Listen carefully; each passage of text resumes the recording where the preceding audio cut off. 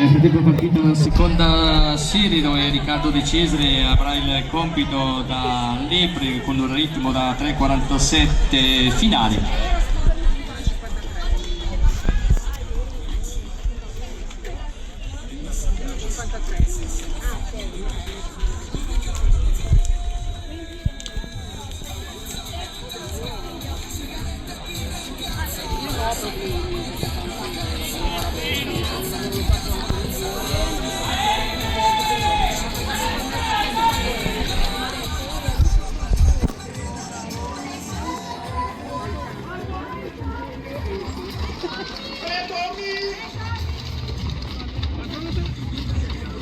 Giulio Romano, Giulio Lano Scasso, Davide Delaini, Tommaso Losma, Riccardo Serafini, Lorenzo Lazzaro, Fabio Mozzi, Gabriele Ferrara, Francesco Mazza, Filippo Mariani, Luca Coppola,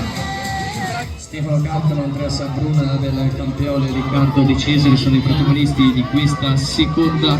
serie. Siamo in debito per quanto riguarda il risultato della quarta serie al femminile con la vittoria di Gaia San Giovanni 4,45-16, Francesca Premoli 4,46-57, 4,48-01 per Cristal Medina, Valentina Ducoli 4,52-28, Giada Feloi 4,54-47, Angelica Amati 4,55-78, Anita Ranieri 4,58-61, Sara Bresciani 5,06-44, Noemi Gini 5,11-05. E l'applauso di sostegno ai protagonisti di questa seconda serie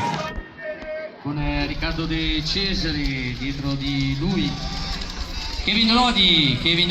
il vincitore.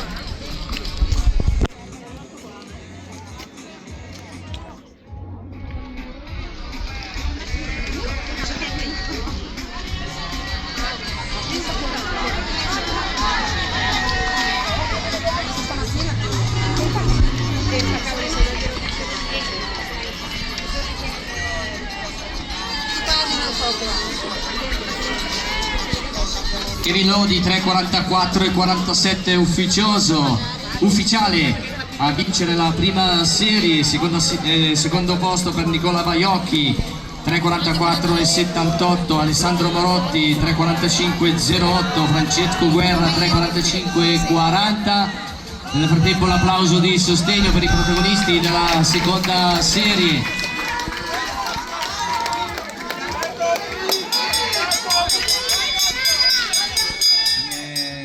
A testa troviamo Luca Coppola che se ne sta andando, incitato dal suo fratello gemello Francesco Guerra 3,45-40, e come vi avevo annunciato precedentemente vediamo un altro minimo di partecipazione ai campionati under 20 sui 1500 metri conquistato da Marco Coppola col tempo di 3,45-83, si migliora di 1,5 secondi rispetto al suo tempo di accredito prima dalla prova di Izzonio. Sesto posto per Matteo Roda 3,45-87, settimo posto per Nicola Morosini 3,46-37, 3,47-11 per Mares Costa, Alessandro Lotta 3,47-28, 3,49-31 Francesco Alligro, Enrico Brazzari 3,49-66. Una bella sfida che si concluderà nelle battute finali dove se ne va e va a conquistare la vittoria conquistata da Riccardo Serafini, il bellunese, che va a conquistare la vittoria col tempo finale 3